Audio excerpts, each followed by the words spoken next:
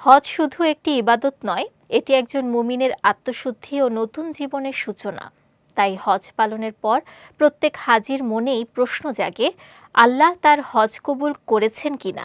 ইসলামী শিক্ষায় এমন কিছু লক্ষণের কথা বলা হয়েছে যা একজন মানুষের জীবনে প্রকাশ পেলে তা মকবুল হজের আলামত হিসেবে বিবেচিত হয়। বিস্তারিত ডেস্ক রিপোর্টে। একজন মুমিন যখন আল্লাহর সন্তুষ্টির আশায় নিজের অর্থ, সময় ও শ্রম ব্যয় করে হজ পালন করেন, তখন তার সবচেয়ে বড় চাওয়া থাকে হজ কবুল হওয়া।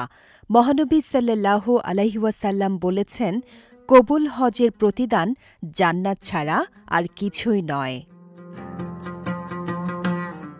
হজ কবুল হওয়া সম্পূর্ণ আল্লাহ তাআলার ইচ্ছার উপর নির্ভরশীল। তবে মকবুল হজের কিছু আলামত মানুষের জীবনে প্রকাশ পায়।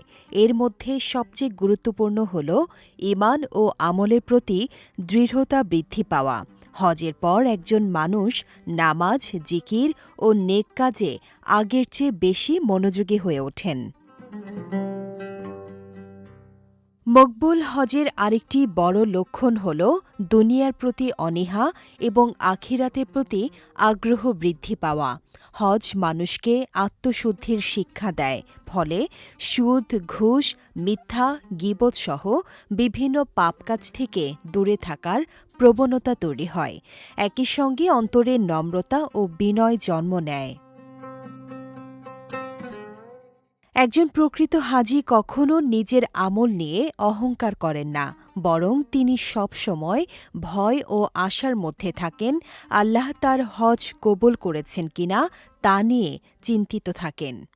লোক দেখানো ভাব ও আত্মগর্ব থেকেও তিনি দূরে থাকেন। হজের পর দান সদকা, মানুষের উপকার এবং জামাতে নামাজ আদায়ের আগ্রহ বেড়ে যায়।